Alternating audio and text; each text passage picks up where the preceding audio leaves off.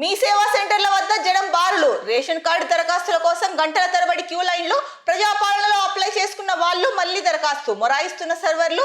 ఇతర సేవలపైన ప్రభావం. కొత్త కార్డులకు ఎప్పుడైనా అప్లై చేసుకోవచ్చు. ఎలాంటి లాస్ట్ డేట్ లేదని అధికారుల వెల్లడి. సో ఏదైతే రేషన్ కార్డులో గ్రామ సభల్లో కానీ లేకపోతే మామూలుగా కానీ అప్లై చేసుకున్నారో వాళ్ళు కూడా మళ్ళీ అప్లై చేసుకుంటున్నారు ఇక్కడ మీ సేవా సెంటర్స్లో అని చెప్పేసి ఒక అంశం ఇచ్చారు. అలాగే మీ సేవా సెంటర్ల దగ్గర అయితే కనుక జనం బారులు తీరారు రేషన్ కార్డుల అప్లై కోసం అని చెప్పేసి కూడా ఇచ్చారు. ఇంకొకటి ఏంటంటే కనుక ఈ రేషన్ కార్డులు దరఖాస్తు చేసుకోవడానికి లాస్ట్ డేట్ అంటూ ఏమీ లేదు, ఎప్పుడైనా అప్లై చేసుకోవచ్చు అని అయితే అన్నారు. ఇది కొంత అంటే ప్రజలకి ఊరట కలిగించే అంశం. లేకపోతే డెడ్ లైన్ పెట్టారు అంటే కనుక ఇంకా గందరగోళం నెలకొని జనాల్లో అయితే కనుక ఎవరైతే రేషన్ కార్డుకి అప్లై చేసుకోలేకపోయారో వాళ్ళు ఎక్కువ ఇబ్బంది పడే అవకాశం ఉంది. చేసుకోవాలి అనుకుంటున్న వాళ్ళు కూడా ఇబ్బంది పడే అవకాశం ఉంది. కాకపోతే ఇక్కడ ఎటువంటి లాస్ట్ డేట్ లేదు అని చెప్పడం అయితే కనుక కొంత ప్రజలకి వెసులుబాటే అని చెప్పొచ్చు.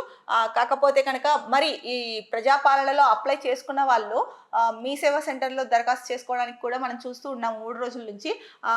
చాలా అంటే బారులు తీరి ఉన్నారు జనాలు.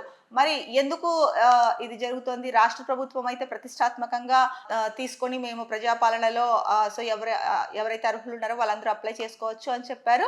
చాలా మంది చేసుకున్నారు కూడా. కాకపోతే ఎక్కడ మిస్టేక్ జరిగిందో అన్నది అది ప్రభుత్వము ఉన్నతాధికారులని నియమించి అది కనుక్కోవాల్సిన అవసరం అయితే ఎంతైనా ఉంది. ఎందుకంటే కనుక ఈ రేషన్ కార్డులు అవ్వచ్చు, ఇందిరమ్మ ఇండ్ల మీద అవ్వచ్చు, మన కొద్ది రోజుల నుంచి చూసుకుంటే కనుక చాలా గందరగోళము, ఒకలాంటి అయోమయం కూడా నెలకొని ఉంది అని చెప్పేసి వార్తలు అయితే వస్తూ ఉన్నాయి. సో ప్రభుత్వం అయితే కనుక దీనిపైన ఒకసారి ఫోకస్ చేయాల్సిన అవసరం ఎంతైనా ఉంది. ఎందుకంటే ప్రభుత్వం ప్రతి పథకము అందరికీ అందాలి, ఎవరైతే అర్హులు ఉన్నారో వాళ్ళకి అందాలి అని చెప్పేసి చెప్తోంది. కాకపోతే అక్కడ ఇంప్లిమెంటేషన్ ఎవరైతే చేస్తారో వాళ్ళు సరిగా చేయకపోయినా కూడా అది ప్రభుత్వానికే ఎఫెక్ట్ అవుతుంది కానీ ఇంకొకరికి కాదు కదా. దానివల్ల ప్రజలు ఇబ్బంది ఎదుర్కోవాల్సి వస్తుంది.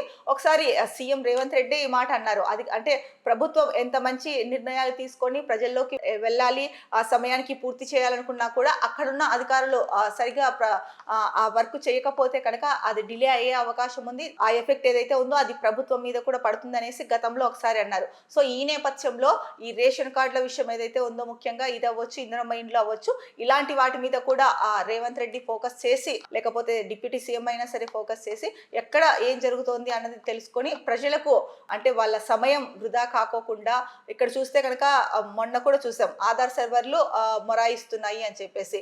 మళ్ళీ ఇప్పుడు కూడా అదే చెప్తున్నారు, ఏంటంటే మొరాయిస్తున్న సర్వర్లు అని చెప్పేసి. లాస్ట్ టైము అదే చెప్పారు. సో మరి ఎప్పుడు అంటే ఒక్కొక్కసారి ఏంటంటే కనుక దానిపైన లోడ్ ఎక్కువైనప్పుడు సర్వర్లు ఆగిపోవడము లేకపోతే స్లో అవ్వడము మనం చూస్తూ ఉంటాం, కాదనట్లేదు.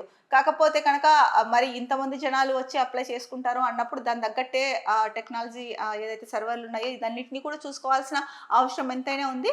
ఏది ఏమైనప్పటికీ కూడా ఇలా ప్రజల సమయాన్ని వృధా చేయకోకుండా గంటల తరబడి వాళ్ళు క్యూల్లో ఉండకోకుండా ప్రభుత్వం దీనికి ప్రత్యామ్నాయంగా ఇంకొకటి ఏదైనా ఏర్పాటు చేస్తే బాగుంటుంది. అలాగే ఈ కొద్ది రోజులు రేషన్ కార్డులు పూర్తి అంటే అప్లై చేసుకునేది పూర్తి అయ్యే వరకు ఇంకొన్ని ఎక్కువగా సెంటర్లు ఏర్పాటు చేసినా కూడా బాగుంటుందని చెప్పేసి ప్రజలైతే కనుక అనుకుంటున్నారు.